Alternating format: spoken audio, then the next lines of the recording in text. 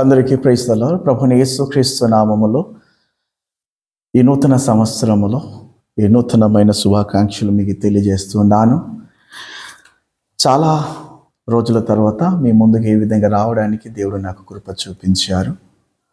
2024 సంవత్సరం దాటిన తర్వాత 2025 సంవత్సరము చూడగలిగాము, అనగా ఆయన చూపించారు. చాలా మంచిది, చాలా సంతోషకరమైన విషయమే. ఈ దినాన్ని మరొకసారి ఒక సాక్ష్యంతో పాటు మీ ముందుకు రావడానికి దేవుడు నాకు కృప చూపించారు. ఈ రోజుల్లో మనం వింటూనే ఉన్నాం, చూస్తూనే ఉన్నాం. ఎక్కడైనా ఎవరైనా క్రీస్తుని తన సొంత రక్షకుడుగా అంగీకరించిన తర్వాత మత మార్పిడి జరుగుతుందని, లేదా ఏదో ఒక ఆశించి వారికి క్రైస్తవ మతంలో కలిపేస్తూనే ఉన్నారని మనం వింటూనే ఉన్నాం యూట్యూబ్లో. కానీ ఈరోజు ఇలాంటి ఒక సాక్ష్యం మనం విందాం. ఏ సాక్ష్యం అయితే దేవుడు ఎంత అద్భుత కార్యం చేసి ఉన్నాడు.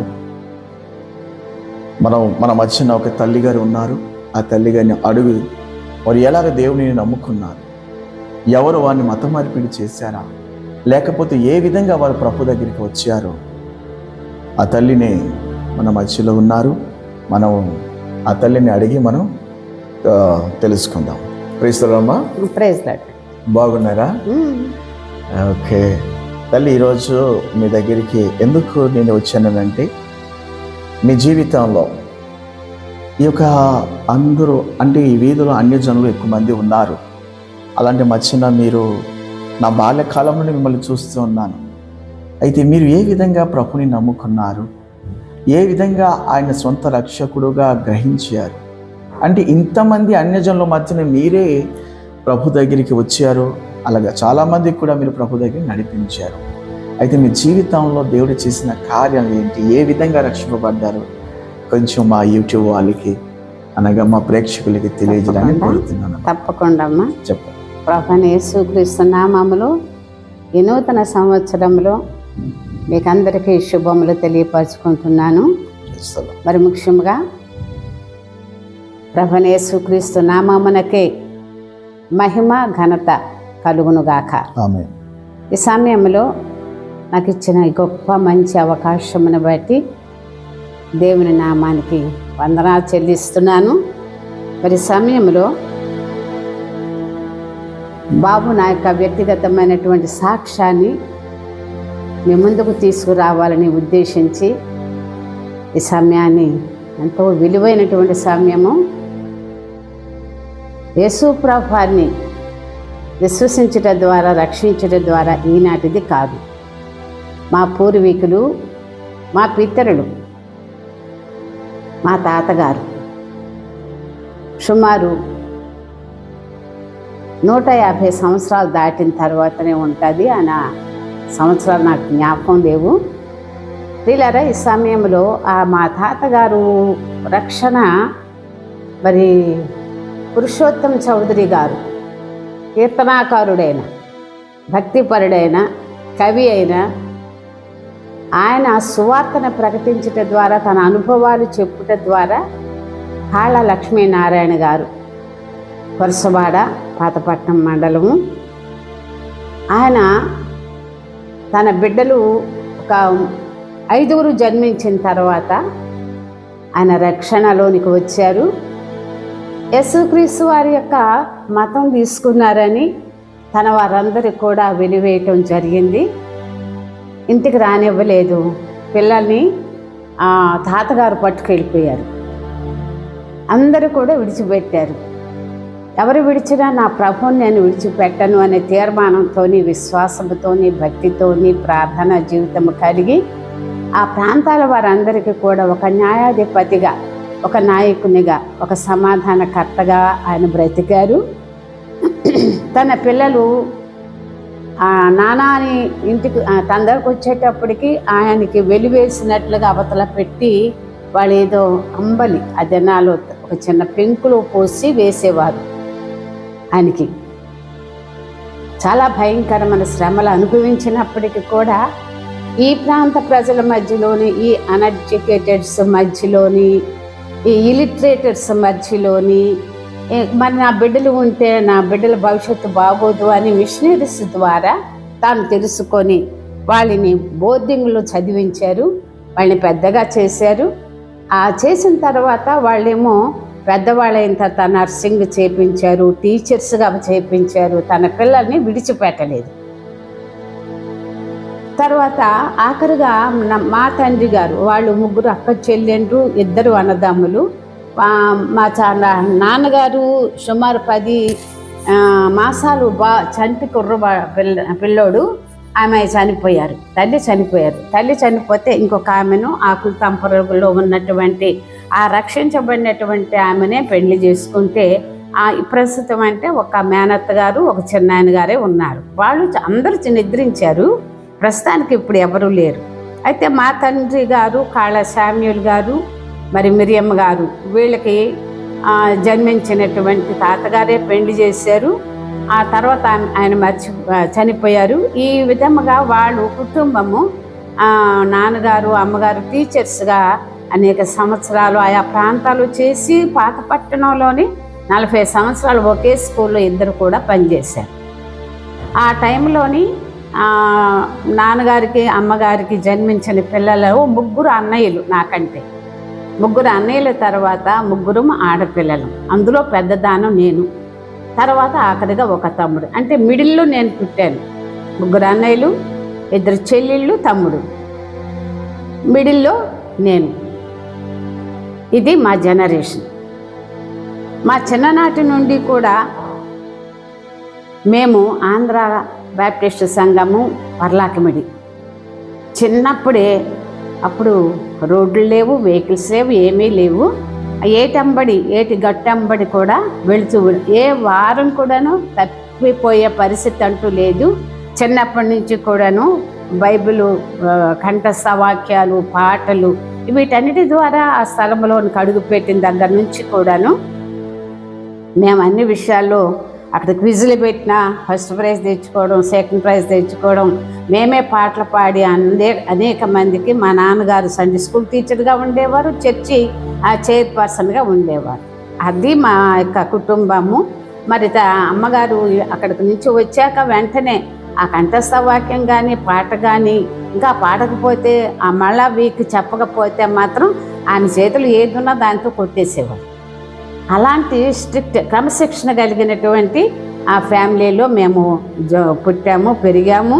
పెద్దవాళ్ళు అయిన తర్వాత నేను 10వ తరగతి చదువుతూ ఉండే సమయంలోనే మా అత్తగారు, మేనత్తగారే, ఆమె తన కుమారుడికి ఇచ్చి మా మామయ్య గారికి ప్రమాణం చేశారు కనుక ఆ ప్రమాణానికి ఒప్పుకొని మా నాన్నగారు చదువుతూ ఉంటే ట్రైనింగ్ ఇస్తానక్క అన్న ఆమె వినకుండగా నన్ను ఆయనకిచ్చి పెళ్లి చేశారు. తన కుమారునికి ఇచ్చి పెళ్లి చేశారు. 15 సంవత్సరాలకే నాకు పెళ్ళి అయింది. అప్పటికి మా ఇంట్లో చాలా చాలా ఆస్తి ఉండేది, అంతస్తులు ఉండేవి, పొలాలు ఉండేవి, బంగారం ఉండేది, అన్ని సమస్తము సమకూర్చబడే ఉన్నాయి. అయితే మరి అంత ముందే కొంత హరించుకుపోయింది. ఆ తర్వాత రాను మరి ఎక్కువ మంది పిల్లలు కనుక వాళ్ళ ఫ్యామిలీ ఎక్కువ అయిపోయి చాలా ఖర్చులు పెట్టి అంతా కూడా హరించుకుపోయింది. ఎందుని బట్టో తెలీదు. ఆయన మా కుటుంబంలో ఆయన వారి తరపున అందరూ కూడా వైఫ్ అండ్ హస్బెండ్ ఎంప్లాయర్సే. ఇటు నా ప్రక్షాన చూసినా సరే నా బ్రదర్స్ కానీ సిస్టర్స్ అందరూ కూడా భార్య భర్తలేమో ఎంప్లాయర్సే. ఇక్కడ ఆయన, ఇక్కడ నేను, అక్కడ ఆయన, ఇద్దరమే ఏమీ లేకుండా అంటే చదువుకున్నామే కానీ ట్రైనింగ్ సర్టిఫికేట్ అనేది లేదు. అందుని బట్టి ఉద్యోగాలు లేవు. పొలాలు ఉన్నాయని, బిజినెస్ ఉందని, ఆస్తులు ఉన్నాయని ఇలాగా ఆయన ఇంటి పర్పస్ మీదనే ఉండిపోయారన్నమాట. ఈ విధంగా కాలం గడిచిన కొద్ది సంవత్సరాలకే మా ఆస్తి అంతా హారతి కర్పూరంలో హరించుకుపోయింది.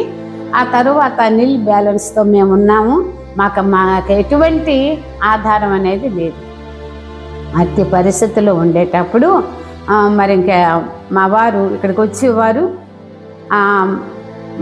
అంటే వైద్య ట్రీట్మెంట్ మా ఇంటిలో పూర్వం నుంచి ఉండేది. మన మామయ్య గారు కాంపౌండర్గా మరి ఆరోగ్యవరం హాస్పిటల్లో, మిషన్ హాస్పిటల్లో పనిచేసేవారు. మా అత్తమ్మ గారు కూడా అక్కడే పనిచేశారు. మిషనరీసే వాళ్ళు పెళ్లి చేశారు. కనుక ఆమె ఏం చేసిందంటే, నేను ఒరిస్సా నాకు తెలియదు కదా అని తన సొంత ఊరు కన్నవారి ఊరు పట్టుకొని తెచ్చేసి ఈ విధముగా వారి జీవితాన్ని వెళ్ళబుచ్చారు.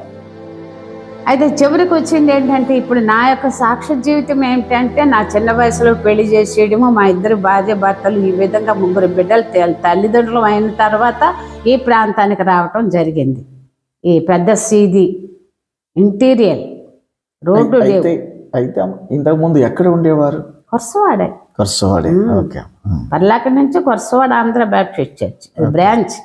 Okay okay. కనుక ఈ విధంగా అన్నిట్లో కూడాను దేవుని యొక్క సేవలో మాత్రం ముందు అడుగు వేసుకునే ఉండేవాళ్ళము.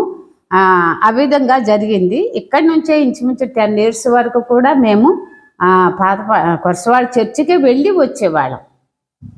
మార్నింగ్ వెళ్ళి ఈవినింగ్ రావటం అలా జరిగేది. ఆ దినాల్లోనే నాకు 3 పిల్లలు. నాకు 65లో పెండ్లయింది.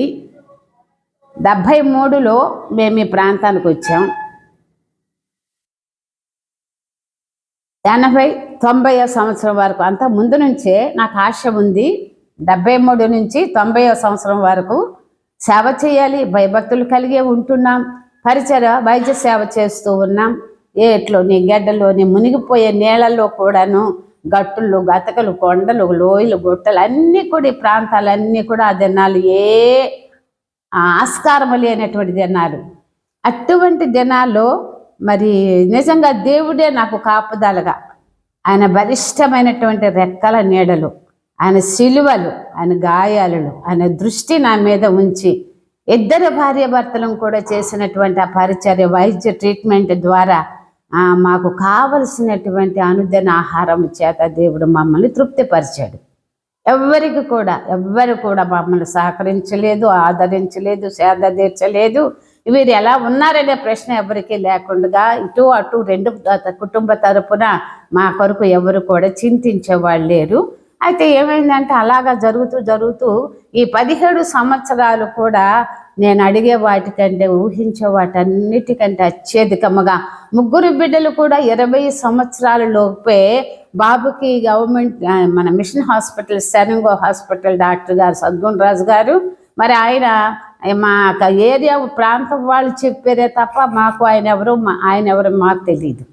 అయితే ఈ మా ప్రాంత ప్రజలు వాళ్ళు క్రిస్టియన్ ఫ్యామిలీ అండి, వాళ్ళ భయభక్తులు కలిగిన ఫ్యామిలీ, మంచి ఫ్యామిలీ, వాళ్ళ పిల్లలు 3 అండి, ఏ ఆధారం లేదు, ఆ పిల్లలకి ఏదైనా మార్గం చూపిస్తే బాగుంటుంది అని ఆ డాక్టర్ గారికి అంటే ఇక్కడ క్యాంప్స్ పెట్టేటప్పుడు చెప్పేవారు పెద్దలు నాయకులు. అనేటప్పుడు ఆయనేమో మాకు వాళ్ళు పంపించండి, బాబుని తీసుకుని రమ్మని చెప్పండి సరంగో అని అంటేనేమో 2 భార్య భర్తలు బాబుని తీసుకొని వెళ్ళేటప్పటికి తనకేమో అప్పటికి ల్యాబ్ టెక్నీషియన్ ట్రైనింగ్ గుంటూరులో అయ్యాడు. తర్వాత ఏమో ఆయన ఆప్తాల్మిక్గా నేను రాయవెల్లూరు పంపిస్తున్నాను, మీరు పంపిస్తారా అంటే ఓకే అండి పంపిస్తాను, మీరు పంపిస్తానంటే ఇంకేంటంటే అక్కడ పంపించడం జరిగింది. ఆ ట్రైనింగ్ అయిపోయిన తర్వాత అక్కడ బాండ్ తీర్చాలి కనుక అక్కడే బాబు ఏమో ఫిక్స్ అయిపోయాడు.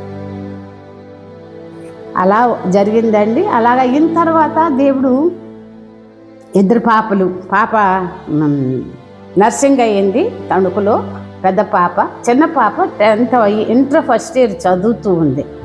ఈలోగా అమ్మాయి ట్రైనింగ్ అయిపోయింది, ఇంటికి వచ్చేస్తుంది అన్నప్పటికీ చిన్న పాప చదువుతూ ఉంది. దేవుడు చేసిన సంకల్పం, దేవుడు చూపించినటువంటి ఆ గొప్ప మార్గము అంటే మమ్మల్ని ఎంతగా ప్రేమించాడో మాకు తెలియదు.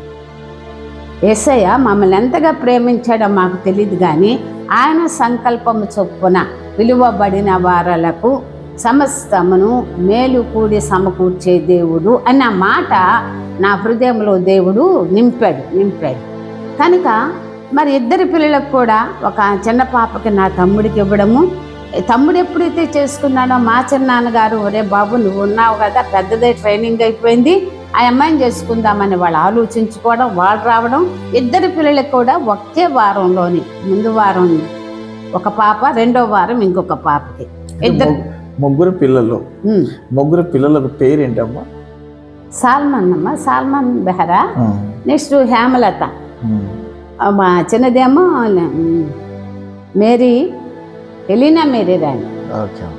హెలీనా మేరీ రాణి. వీళ్ళు 3 పిల్లల్ని మేము అంటే దేవుడు ఇచ్చిన ఫలము.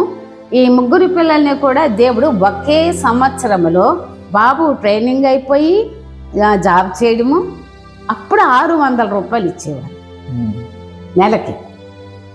ఆ పెద్ద పాప ట్రైనింగ్ అయిపోయిన వెంటనే తను కూడా సరిగ్గాలో పనిచేసింది. పని చేస్తూ ఉంటుండగానే దేవుడు మార్గం చూపించి గవర్నమెంట్ పోస్ట్ వచ్చేసింది. మూడో పాప చదువుతూ ఉంది, సెకండ్ ఇయర్ ఇంటర్కి బాబే చదివించుకొని ఇప్పటి వరకు ఆమె ఎంఏ అయిపోయింది. అలాగా ఈ ముగ్గురు బిడ్డలు చదివారు. చదివిన తర్వాత దాటిపోయారు. మా ఇంటి నుంచి 20 yearsగా దాటిపోయారు.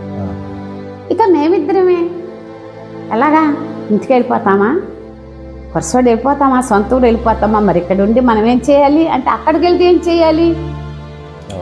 ఇక్కడ ఎలా వైద్య ట్రీట్మెంట్ అన్నా కొంతలో కొంత ఉంది, కానీ అక్కడికి వెళ్తే ఏ సోర్సెస్ లేవు. ఇంకా బాగోలేదని ప్రభాని చిత్తం ఏమిటి? మా జీవితంలో ఇంతవరకు మీరు చేసిన అనేకమైన అద్భుతమైన కార్యాలన్నింటిని బట్టి నీకు మేమేమి చెల్లించగలము, ఏమి ఇవ్వగలము? కానీ సువార్తను ప్రకటించే ఆ భారాన్ని మాత్రం నాలో ఉంది. నిన్ను అడుగుతున్నా, నీ చిత్తమైతేనే, మీకు ఇష్టమైతేనే మార్గం తెరవండి. నాతో మీరు మాట్లాడితేనే నేను మీ సేవను, మీ సిలువను మోసుకొని వెంబడించగలను అని ప్రార్థన చేస్తూ ఉంటే అనేక దర్శనాలు కలిగాయి. అయితే అవన్నీ దర్శనాలని కూడా నేను అనుకోలేదు. చాలా అవన్నీ కూడా ఇప్పటికీ నెరవేర్చబడతానే ఉన్నాయి. ఈ స్థలాన్ని గవర్నమెంట్ ఇచ్చారు, కానీ వాళ్ళు సింగిల్ ఎన్పి గవర్నమెంట్ తరఫున మాకు ఏమీ దొరకలేదు. కానీ స్వతసిద్ధంగానే అక్కడి నుంచి అంతవరకు ఒక ఇల్లు కట్టుకున్నాం. అందులోని దేవుని మహిమ, దేవుని ప్రసన్నత, దేవుని ప్రకాశమానమైనటువంటి వెలుగుని మేము చూడగలిగాం. కనుక ఆ దైవ చిత్తం ఈ స్థలంలో ఉంది, దేవుని సన్నిధి స్థలంలో ఉన్నది అని అనుకొని ఇలా వెళ్తూ ఉంటే అంతకుముందు అక్కడ కొరసోడ వస్తూ ఉంటే కొన్ని ఆటంకాలు, నిందల, అవమానాలు సంఘ బిడ్డలకు కూడా కలుగజేసేవారు. మమ్మల్ని ఏమనేవారు కాదు, కానీ విశ్వాసాన్ని ఒక 10 మందిని తీసుకొని కొరసోడ సంఘానికి వెళ్తూ ఉంటేనేమో అప్పటికి ఎక్కడికి వచ్చేసాకనే ఆ లోపల ఉన్న వాళ్ళు ఇక్కడికి వచ్చేవారు.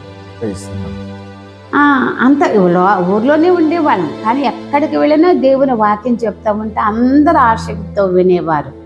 నేను ఒక్క మాట, శారీరకమైనటువంటి ట్రీట్మెంట్ కొరకు దేవుడు మమ్మల్ని ఇక్కడ పంపించాడు. రెండవది, ఆ శరీరంలో ఉన్నటువంటి దాచబడినటువంటి ఆత్మ సంబంధమైన మాటలు కూడా మీకు తెలియపరచడానికి దేవుడు నా నోటిలో దేవుని మాటే ఉంచాడు అని అంటే ఎంతసేపు చెప్పినా వాళ్ళు వినాలని ఆసక్తే కానీ ఇదేంటి సోదని ఆ మాట మాత్రం అనేవారు కాదు.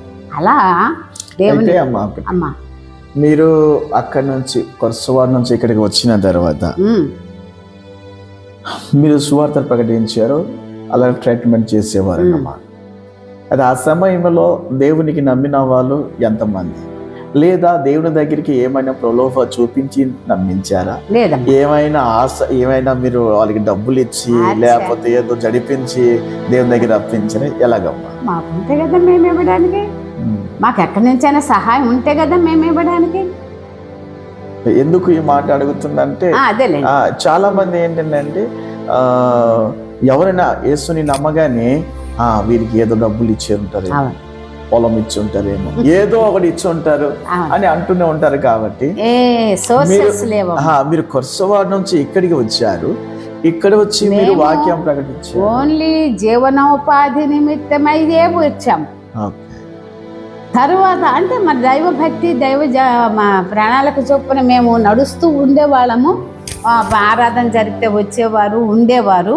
కానీ తరువాత ఇక్కడికి మేము ఈ స్థలానికి వచ్చిన తర్వాత మాత్రం ఊళ్ళో ఉండేవాళ్ళు దేవుని నమ్ముకోవాలి అనే ఆసక్తి వాళ్ళకి కలిగి మేము సువార్త ప్రకటిస్తూ ప్రార్థన చేస్తూ అనేకమైన మెరకల్స్ జరుగుతూ ఉంటే వాళ్ళేమో దేవుని నమ్ముకోవాలి, వారి దగ్గరికి వెళ్ళాలి, అమ్మగారు వాక్యం చెప్తే మేము వినాలి, మాకు రక్షణ, మాకు స్వస్థత, మాకు విడుదల అని ఆ సత్యాన్ని వారు తెలుసుకున్నారు కనుక మేము ఈ స్థలానికి రావడం జరిగింది. వచ్చేవాళ్ళు లోకల్లో నుంచి ఆ ప్రజలు రావడానికి కూడా ఆస్కారం లేని మార్గాలు. అటువంటి పరిస్థితిలో కూడా లాంతర్లు పట్టుకొని ఏమంటారు దివిటీలు పట్టుకొని ఆ వెలుగులో చూసుకొని అక్కడికి వస్తే అక్కడ 1 గంట 2 గంటల సేపు పాటలు పాడి ప్రార్థన చేస్తూ వాక్యం చెప్తూ ఉంటే దేవుడు మీలో ఉండే ఈ వాక్కును ప్రకటిస్తున్నాడు, కానీ అది మీ శక్తి మాకు జ్ఞానము ఇది కాదు, అందులో ఉన్న సత్యాన్ని మేము ఎరిగి ఉన్నామని వారందరూ కూడా విశ్వసించి వాళ్ళే దరికి వచ్చారు. కానీ మేము మాత్రం ఎక్కడ ఎవరిని అడగలేదు, రెండమ్మా అని పిలవలేదు. దేవుడు వారిని ఆకర్షించాడు కనుక వారు దేవుని యొద్దకు రావటం మొదలుపెట్టారు. అయితే ఒకటి మరి మీరే చెప్పారు అని చెప్పలేదు, ఇంకా బెహెరా అంటున్నారు. మీ ఇంటి పేరు బెహెరా అని అంటున్నారు కాబట్టి అది అంటే ఒరిస్సాకి సంబంధించిన ఇంటి పేరు అన్నమాట. అయితే చాలా మంది ఏంటంటే ఏదో SC ST మాలా మాదిగలంటి వాళ్ళే దేవునికి నమ్ముతారు. మరి పెద్ద కులానికి చెందిన వాళ్ళు కానీ బాగా చదువుకున్న వారు కానీ దేవునికి నమ్మాలని అంటూనే ఉంటారు కదా. సో ఇక్కడికి వచ్చిన తర్వాత మరి మీరు ఈ విధంగా సువార్త ప్రకటించడం, అనేక మంది మీ దగ్గరికి రావడం, దేవుడు మీ వల్ల అద్భుత కార్యం చేయడం. సో అయితే నేను అడిగేది ఏంటంటే కేవలం చిన్న కులస్తులని దేవునికి నమ్మాలా, లేకపోతే మరి దేవుడు ఏ కులానికి చెందినవాడా, లేకపోతే అందరికి చెందినవాడమ్మా? అందరికి చెందినవాడు. యేసు ప్రభువు వారు తృణీకరింపబడిన వారికి, నీచులైన వారికి, ఎన్నిక లేని వారికి, రోగగ్రస్తులైన వారికి కాదు కాదు నశించిపోతున్నటువంటి సర్వ మానవాళి కొరకు కూడా యేసు ప్రభువు వారి లోకానికి దిగి వచ్చారు. ఆయన జన్మించారు అనడానికి కారణం ఏమిటంటే అది ఎవరికి ఆ మర్మం అనేది వారికి తెలియక, ఆత్మ సంబంధమైనటువంటి మర్మము జ్ఞానులకి తెలియలేదు, బలవంతులకి తెలియలేదు, ఎన్నిక కలిగిన వారికి తెలియలేదు. వారిని సిగ్గుపరచటానికి లోకములో ఎందుకు పనికిరానటువంటి బలహీనుల పొరుగు ద్వారా, ఎన్నిక లేని వారి ద్వారా, తృణీకరింపబడిన ద్వారా ఇక్కడ ఒకటి నేర్చుకోవలసిన పాఠం ఏంటంటే కుల మత భేదాలు వర్గాలు ఏమి కూడా ఉండకూడదు. మనుష్యులము, వాళ్ళు చిన్నవారే కానీ పెద్దవారే కానీ, ఏ కులము వారైనా ఏ మతము వారైనా యేసు ప్రభువు వారి నామములోనే రక్షణ, విమోచన, విడుదల కలుగుతుందని ఎవరైతే నమ్ముతారో, ఆత్మకు కావాలి. శరీరము బలహీనం, శరీరం నశించిపోతుంది, అది ఎక్కడి నుంచి వచ్చిందో అక్కడికే వెళ్ళిపోతుంది. కానీ ఆత్మ మాత్రం ఎల్లప్పుడూ జీవింపచేసేది. చావు లేదు, మరణము లేదు. దేవుని దగ్గరికి వెళ్ళాలంటే మన కొరకు ఆయన ఎలాగైతే జన్మించినాడో, మనం ఎలాగైతే ఈ లోకంలోనికి జన్మింపబడ్డామో, మన పాపముల నిమిత్తమే, మన దోషముల నిమిత్తమే మనం నశించిపోవటం దేవునికి ఇష్టం లేదు గనుక ఆయన రక్షించడానికి ఈ లోకానికి పరిశుద్ధుడుగా, పవిత్రుడుగా, అనంతమయుడుగా, గోచరుడుగా, ఆత్మస్వరూపుడుగా ఈ లోకానికి దిగి వచ్చారు. ఆ సత్యాన్ని మొట్టమొదటిగా ఎరిగి ఉండాలి. తర్వాత ఆయన మన కొరకు మన వలె ఆయన మరణించాడు. ఎందుకు మరణించాడంటే మన పాపములన్నీ కూడా, సర్వ పాపం పరిహరించబడాలి అని అంటే తద్రక్తం పరమాత్మే, అంటే రక్తం పరమాత్ముడిదై ఉండాలి. ఆ పరమాత్ముడు భూమి మీదకి మనిషి కుమారుడిగా దిగి వచ్చారు. ఆయన నరుల కొరకు, నరుల పాపములు ఆయన మీద మోసుకొని మనలను మరణము నుండి, పాపము నుండి, శాపము నుండి, శిక్ష నుంచి, శ్రమలను విడిపించడానికి, తప్పించడానికి ఆయన లోకానికి దిగి వచ్చారు. ఆయన మన వలె మరణించాడు, కానీ ఆయన మనుషుడు కాదు కదా. ఆయన పునరుద్ధాన శక్తిమంతుడుగా, జీవాధిపతిగా, నిత్య జీవములోనికి ప్రవేశించడానికి కొరకు ఆయన పునరుద్ధాన బలము చేత ఆయన సజీవుడిగా నేటికి ఈ దినము వరకు కూడా ఆయన వాక్యము శరీరధారిగా మన మధ్యలో నివసిస్తుందని ఎవరికి కూడా తెలియదు.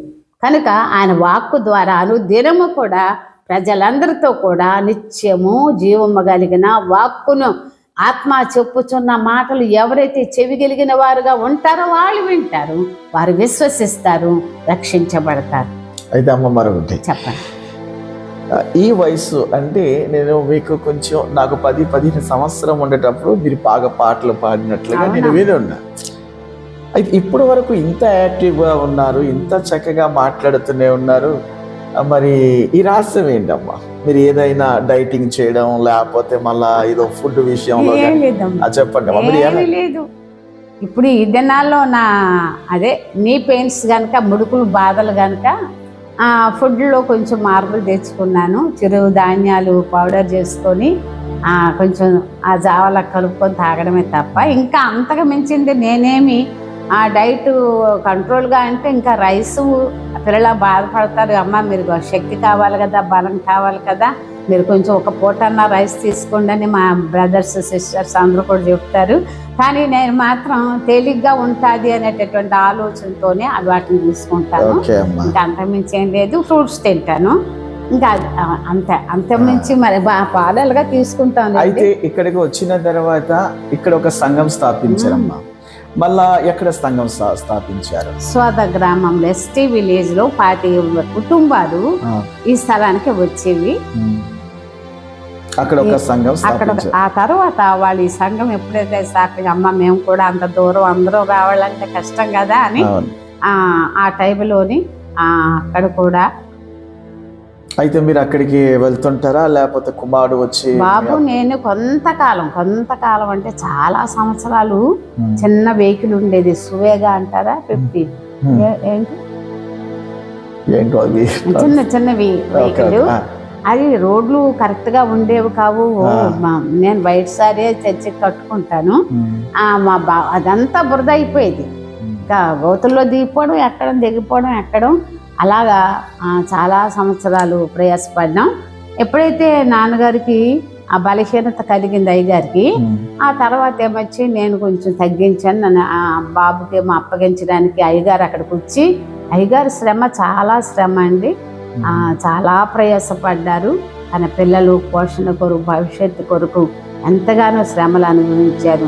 అయితే ఆయన కన్నీరు కారుస్తూ ఉండేవారు. ప్రభా నాకు ఎందుకు ఇటువంటి స్థితి ఇచ్చావో నాకు తెలియలేదు, మరి నా బిడ్డలను మాత్రం అలాగ మాత్రం ఉంచవద్దని ఇద్దరం కూడాను అలాగే ప్రభు పాదాల దగ్గర పెట్టి, ఆయన నీవు తప్ప మాకు ఇంకెవరు లేరని ఆయన పాదాల దగ్గర పెట్టి ప్రార్థించేటప్పుడు ఈ స్థలానికి వచ్చిన తర్వాత మరి కొంతకాలం అక్కడ నడిచిన తర్వాత బాబుకేమో సంఘాన్ని అప్పగించి ఇక్కడి నుంచి బాబే వస్తారు, మేము రావటం చాలా కష్టం, శ్రమ, నడిచి రావాలి కదా అని చెప్పి బాబుని అక్కడికి అప్పచెప్పడం జరిగింది. అక్కడి నుంచి బాబే చూసుకుంటున్నాడు. అయితే ఇప్పుడు మరి బాబు గారు ఎక్కడ ఉంటున్నారు? పిల్లలు ఎక్కడ ఉంటున్నారు? పిల్లలమ్మ ప్రెసిడెంట్ శ్రీకాకుళం, మా కోడలు నర్సనపేట గవర్నమెంట్ హాస్పిటల్ హెడ్ నర్స్గా పనిచేస్తున్నారు. పెద్ద పాప హెల్త్ సూపర్వైజర్గా తను ఇక్కడ సవరబొంతు అనేటటువంటి హాస్పిటల్లో పనిచేస్తున్నారు. చిన్న పాప ఇంతకుముందు ఓన్గాను కాన్వెంట్ స్కూల్ రన్ చేసుకొని తనకి చాలా మిరాకిల్ జరిగింది.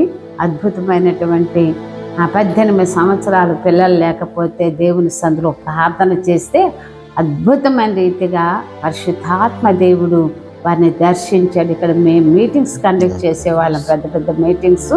ఆ మీటింగ్స్కి వచ్చేటప్పుడు అబ్రహాం గారు మరి డిఎస్విఎస్ కుమార్ గారి ద్వారా 2 సార్లు ఒకేసారి పెట్టడం అంటే ఒక ఆరాధనకి పాపకి ప్రెగ్నెంట్ వెంటనే దేవుడు ఇచ్చాడు. తర్వాత కృతజ్ఞత కలిగి మళ్ళా వారినే పిలవాలి అనే ఆశ కలిగి వారే వచ్చి ఆరాధన 3 రోజులు ఆరాధనలు చేసాము. అలాగనమాట. ఎంతో మంది పిల్లలు ఇప్పుడు మీతో లేరు, బయటే ఉన్నారు. అది ఇంత పెద్ద ఇంట్లో మీరు ఒక్కలే ఉంటున్నారు. ఇది ఎలాగమ్మా? ఎలాంటి ధైర్యం అనేది? అంటే కొంతమంది ఏంటంటే ఇప్పుడు ఏజ్ ఎక్కువ అయిన తర్వాత ఎవరైనా తోడు ఉండాలి అన్న ఒక ఆలోచన అందరికీ ఉంటది కదా. ఇది మీరు ఎలాగమ్మా? పిల్లలకి మీరు ఎవరి మీద డిపెండ్ అవుతున్నారు? సంఘం కూడా అలాగే అంటారు, అమ్మ ఒక్కరమ్మ అంటే ప్రభు సన్నిధి నాతో ఉంటే నాకెందుకు భయము? ఈ దినానికి నాన్నగారు వెళ్ళిపోయిన తర్వాత కూడాను ఏ దినం కూడాను నేను ఏ రోజు భయపడలేదు. చాలా మంది అడుగుతారు, అమ్మ మీకు పిలవరా, మీ దగ్గర రారా, ఇలాగా అలాగా ఆయనే ఆదరణకర్తగా దేవుడు నాకు ఉంచితే ఇంకా నాకెందుకు భయము అని నేను చెప్తూ ఉంటాను. దేవుని సంధి, దేవుని కనుదృష్టి ఈ స్థలములు, దేవుని పాదాలు ఈ స్థలములో ఉన్నాయమ్మ. నాకే దినం భయం లేదు, ఏ దినం కూడా. కనుక దేవుడు ఇంతవరకు ఆరోగ్యం కానీ బలము కానీ శక్తి కానీ ఇచ్చారు.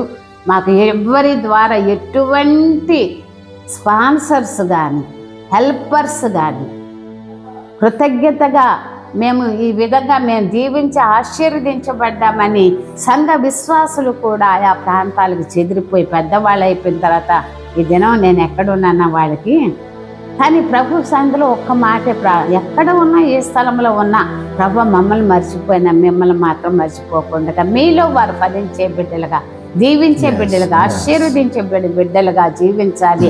అదే నాకు మీరు ఇచ్చే ప్రతిఫలం అని నేను ప్రార్థనలో జ్ఞాపకం చేసుకుంటాను. అదమ్మా. చాలా మంచిదమ్మా, చాలా వందనాలు. చాలా చక్కటి సాక్ష్యం చెప్పారు. నిజంగా ఒరిస్సా ప్రాంతం నుండి అంటే వచ్చి పురుషవాడలో ఉండి అక్కడి నుంచి సీరియా అనే గ్రామానికి వచ్చి ఇంత చక్కగా సేవ చేస్తూ ఈ వయసులో కూడా చాలా చురుగ్గా ఉంటూ దేవుని సేవ చేస్తూనే ఉన్నారు. అందుకే ప్రభుని యేసునామములో మీకు వందనాలమ్మా. చాలా చాలా ధన్యవాదాలు. వందనాలు. Praise the lord. చూశారు కదా ఈరోజు చక్కటి ఒక మాట తల్లి వల్ల మనం ఒక సాక్ష్యం వినగలిగాం. ఎంత కష్టం అనేది వారి జీవితంలో ఇంకా చెప్పడానికి చాలా ఉన్నాయి. కాకపోతే చాలా సాఫ్ట్గా నేను అడిగాను వారు ఏ విధంగా ఇక్కడికి వచ్చారు అనేది. వారి జీవితంలో దేవుడు అద్భుత కార్యం చేసి ఇక్కడ ఒక సంఘం స్థాపించారు. ఈ పక్కనే ఉన్న ఒక సోదరుని గ్రామంలో కూడా ఒక సంఘం స్థాపించి ఇప్పటి వరకు ఒంటరిగా ఇక్కడ ఉంటూ కూడా దేవుని సేవ చేస్తున్న తల్లి చూస్తూ మనం ఎందుకు చేయకూడదు, మనం కూడా సేవని ముందుకు సాగాలని ఈ చిన్న సాక్ష్యం మేము ముందు ఉంచుతూనే ఉన్నాను. అందరికీ ప్రభువు యేసు నామములో వందనాలు. Praise the lord.